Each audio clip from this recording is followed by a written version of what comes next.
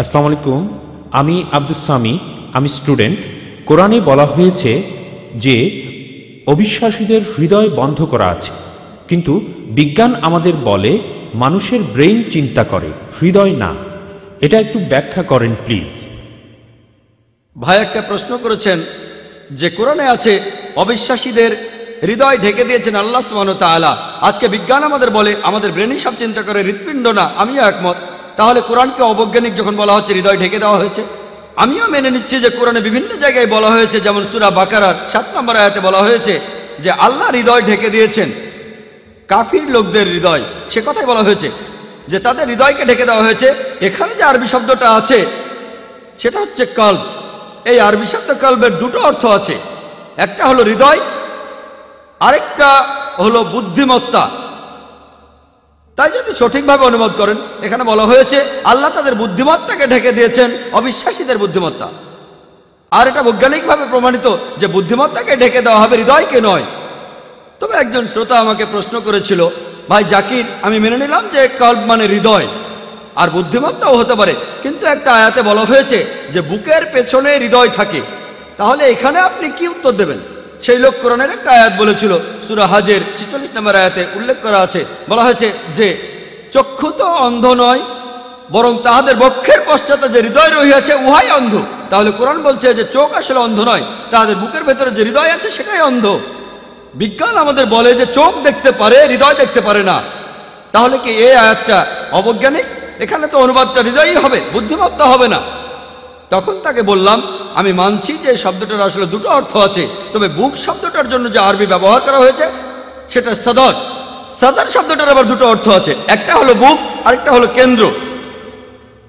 দেখেন যেভাবে আমরা হেড অফ ইনস্টিটিউশনকে বলি সদর অফ দ্য ইনস্টিটিউশন, অর্থাৎ একটা কেন্দ্র। আপনারা পাকিস্তানে দেখবেন, ইন্ডিয়াতে বলা হয় কেন্দ্র, পাকিস্তানে বলে সদর, অমুক জিনিসের সদর, তমুক জিনিসের সদর। পাকিস্তানে বলা হয় সদর আর ইন্ডিয়াতে বলা হয় কেন্দ্র। সদরের আরেকটা অর্থ কেন্দ্র। তাহলে সঠিক অনুবাদটা হলো বস্তুত চক্ষু অন্ধ নয়, বরঞ্চ তাহাদের বুদ্ধিমত্তা যাহা রহিয়াছে কেন্দ্রে, বুদ্ধিমত্তাই অন্ধ।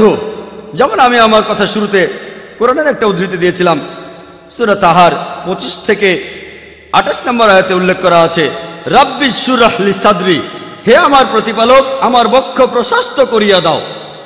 রাব্বি শুরহ লি সাদরি ওয়া ইয়াসির লি আমরি ওয়াহলুল উকদাতাম মিন লিসানি ইয়াফকাহু কাওলি। এই দোয়াটা করেছিলেন মুসা আলাইহিস সালাম যখন আল্লাহ সুবহানাহু ওয়া তাআলা তাকে বললেন তার মানুষদের কাছে আল্লাহর বাণী পৌঁছে দিতে। তিনি আল্লাহকে বললেন, হে আমার প্রতিপালক আমার বক্ষ প্রশস্ত করিয়া দাও। এখানে বক্ষ বা বুক সঠিক অনুবাদ নয়, এখানে বক্ষ আবার কি করবে? এর অর্থ, হে আমার প্রতিপালক আমার কেন্দ্রকে প্রশস্ত করিয়া দাও। রাব্বি শুরহ লি সাদরি ওয়া ইয়াসির লি আমরি, এবং আমার কর্ম সহজ করিয়া দাও। ওয়াহলুল উকদাতাম মিন লিসানি ইয়াফকাহু কাওলি, এবং আমার জিহ্বার জড়তা দূর করিয়া দাও, যাহাতে উহারা আমার কথা বুঝিতে পারে। আপনারা হয়তো জানেন মুসা আলাইহিস সালাম তোতলা ছিলেন, হয়তো এটাও জানেন সৌভাগ্য হোক আর দুর্ভাগ্য হোক, এমনকি আমিও একজন তোতলা। ছোটবেলায় আমিও তোতলা ছিলাম।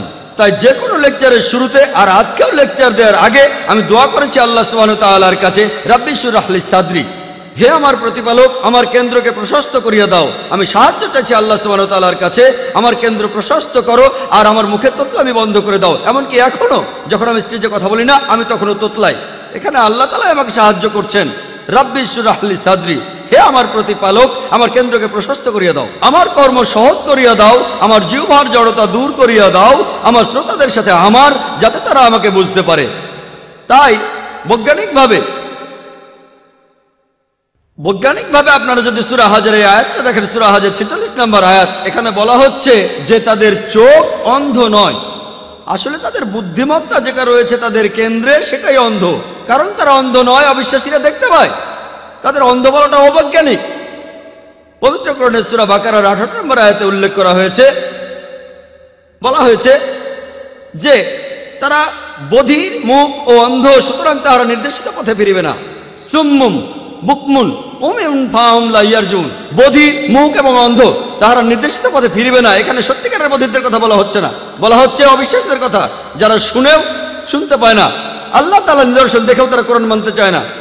তাই কোরআন অনেক বেশি বৈজ্ঞানিক। কোরআন ঠিকই বলছে তারা দেখতে পায়, তাদের চোখ অন্ধ নয়, বরং তাদের বুদ্ধিমত্তা যেটা আছে তাদের কেন্দ্রে সেটাই অন্ধ।